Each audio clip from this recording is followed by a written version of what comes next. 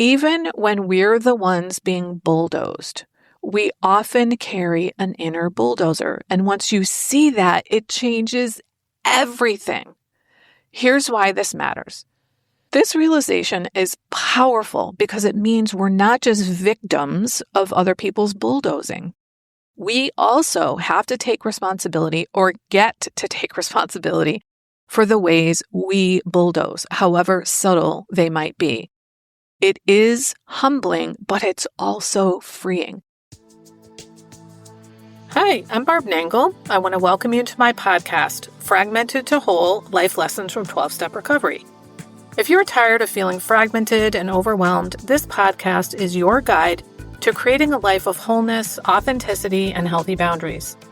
I'm a woman in recovery who is also a boundaries coach and speaker.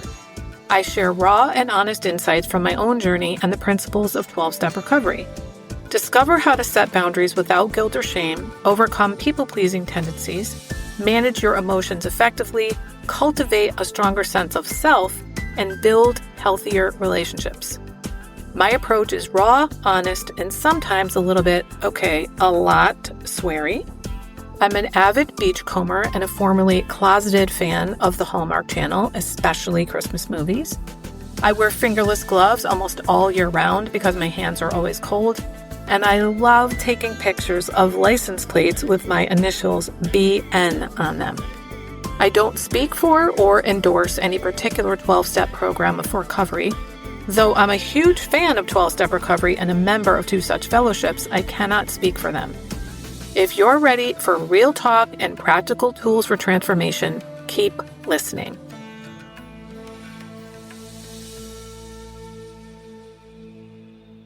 This is episode 325, From Flattened to Free, How to Escape the Bulldozer Cycle. Today, I want to talk about a phrase that has resonated with me recently, pick your poison. But before I get into the topic at hand, I want to give an update about my family. So I know that I've talked on this podcast about the difficulty with my brother and how poorly he was doing and our difficult relationship. And I want to tell you that he and I have reconciled. It's been an absolute miracle. A few months ago, a mutual friend from childhood connected with me on Facebook and we had a chat and I was like, hey, can you go see my brother? Because he's not doing well. And he eventually did. And apparently it was the wake-up call that my brother needed. And he got help. He is in trauma therapy with a psychiatrist. He has got a social worker. He has started reaching out to old friends, to neighbors. And he even had a realtor miraculously show up at the house, which is our childhood home, and it has been sold for more than he could ever possibly have imagined when it was actually going to be going up for auction because he hadn't been paying the property taxes. So his life is completely turned around. And I know that he is doing his own thing, but I cannot help but believe that the deep work I've been doing, especially my inner child and intergenerational family dysfunction work, has reverberated out of me. One of the things that very early in recovery, a bunch of us were talking about after an ACA meeting was that we feel like this work reverberates into the past. And when the woman said that in our coffee chat after the meeting, about 5 of us all said at the same time, it does. So I have no doubt that this healing reverberates into the past. And that means that if it reverberates into the past, it can reverberate out into the future. Now, that doesn't mean that your family members are necessarily going to heal. But I just want you to know that things that you think are absolutely impossible could be possible. When I was hugging my brother and crying, I said to him, I honestly never believed this would ever happen. And he and I have had a number of deeply vulnerable and honest conversations. We both made amends to each other. We laughed, we cried, we reminisced. We joked around, and we both admitted both of us have been lying our whole fucking lives. So we don't know where this is going to go, but we're definitely standing on new ground. So I just wanted to plant those seeds of hope there in the beginning. So back to the topic of this podcast. I mentioned that there's this phrase that's been resonating with me recently, which is pick your poison. So when it comes to personal boundaries, you really do have to choose your quote hard. On one hand, you can keep going the way you've been going with no boundaries, saying yes when you mean no, getting bulldozed by other people's wants and demands. And that will keep getting harder and harder over time. Your life will get smaller, resentment will build, and you'll be more exhausted and burnt out. Or you can go through the hard work of building boundaries. That is uncomfortable too. It means having awkward conversations, dealing with the guilt and shame, calming your nervous system when you want to collapse or run away. But that kind of quote hard leads to healing, and it's temporarily hard, whereas the hard of continually being bulldozed will go on forever if you don't change. Because guess what? They're not going to change. But when you change, it changes your interactions with them. So the question for you is, which hard are you going to choose? The brief difficulty of changing things or the never-ending difficulty of keeping things the same and being an overgiving, exhausted people pleaser? So let me break this down a little bit more. When you keep living without boundaries, the poison looks like this. You say yes to things you don't want to do, and then you're secretly resentful. You stay in unhealthy friendships, jobs, or relationships because you don't want to rock the boat. You feel drained all the time because your energy is being siphoned off by everyone else's needs. And if you don't change, it compounds. What starts as a little frustration turns into bitterness. What starts as a little people-pleasing turns into full-blown self-abandonment. I've seen this in myself, and I've seen it in countless clients. And the worst part is it doesn't stay the same. It always gets worse. Now let's look at the other poison, actually learning to set boundaries. At first, it can feel terrifying. Saying no when you're used to saying yes feels like jumping off a cliff. You might shake or cry or feel like you're going to shit your pants the first time you tell someone you can't do something, maybe even the third or fifth time. You might lie awake at night replaying the conversation, wondering if the other person is mad at you. But here's the difference. That poison has an antidote. If you stick with it, it gets easier, just like learning how to ride a bike. You stabilize your nervous system. You learn that other people's reactions don't kill you. You discover that healthy relationships actually get stronger with boundaries. One path leads to never-ending suffering. The other leads to healing. Now, let's talk about bulldozers. Bulldozers. Some people in this world are natural bulldozers. They plow right through life, and if you're in their way, too bad. They take what they want, they speak over you, they assume their priorities matter more than yours. They don't respect your boundaries even when you repeat them. And then there are the bulldozed, the people who get flattened. These are the ones who shrink back, avoid conflict, and let everyone else's needs come first. They go along to get along. Now, most of my clients fall into the bulldozed category, and that was me too. I thought it was noble to put everyone else first. I thought I was nice. I thought it was my job to smooth things over, keep the peace, and make sure no one was upset. Well, except for me, of course. But here's what's wild, and this is where the twist comes in. When I started doing this work, I realized that even though I often felt bulldozed, I was a bulldozer too, just in disguise. Not in the obvious way. I wasn't yelling at people or demanding they do what I wanted, but I bulldozed in quieter ways. For example, I gave a lot of unsolicited advice. Someone would tell me about a problem, especially about a relationship, and I'd jump right in with, you should do this.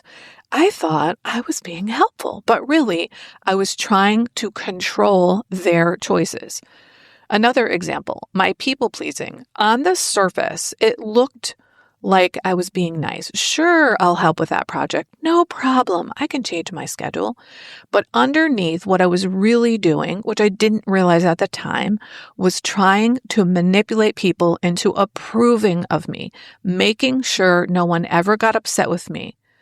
I was also trying to get them to do things my way, because back then I truly thought I knew better. All that was about control. It just wears a nicer mask than bulldozing. So here's the hard truth. Even when we're the ones being bulldozed, we often carry an inner bulldozer. And once you see that, it changes everything. Here's why this matters. This realization is powerful because it means we're not just victims of other people's bulldozing.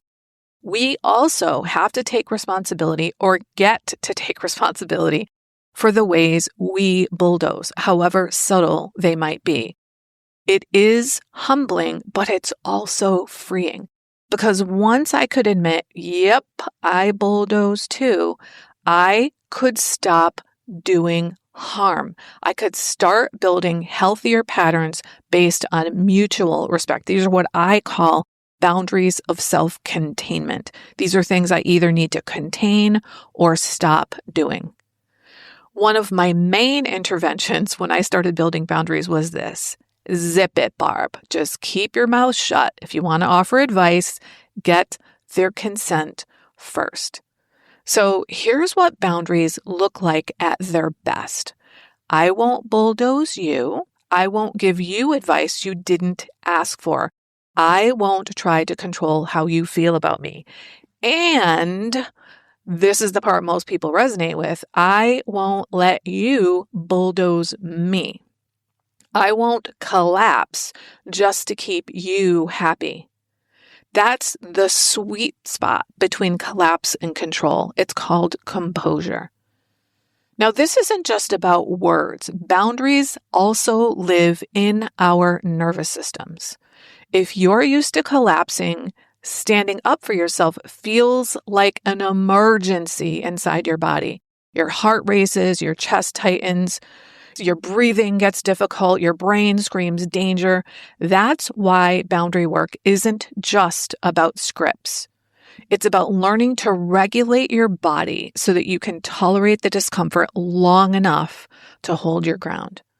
On the flip side, if you're used to bulldozing, the work is about pausing before you charge in. It's about calming yourself enough to ask, do I really need to say this? Or am I trying to control something that's not mine to control? So I want to leave you with two questions today. One, where are you feeling bulldozed in your life right now? And two, where might you be bulldozing others without realizing it? Now remember, either way is hard. Staying the same is hard, changing is hard. But only one of these paths leads to healing, dignity, and healthier relationships. You don't have to stay flattened. You don't have to bulldoze to feel safe or like you have value by offering unsolicited advice. With boundaries, you get to stand upright in your own dignity and let others do the same. Now, if this resonates with you and you're ready to stop being bulldozed in your own life, I would love to help. I have a ton of paid and free content. You can check out my Shameless Boundaries course. I have all kinds of curated bundles on specific topics like boundaries in romance, self-discovery and empowerment, speak your truth, speaking up at work. You can also book a call with me to see if private coaching is the next right step for you. So thank you so much for listening, and here's to no longer being bulldozed. If you've been waiting for the right time to honor yourself more fully, this is your invitation. This August, I'm inviting a select number of women to take the first step toward a life where your time, energy, and well-being are no longer an afterthought.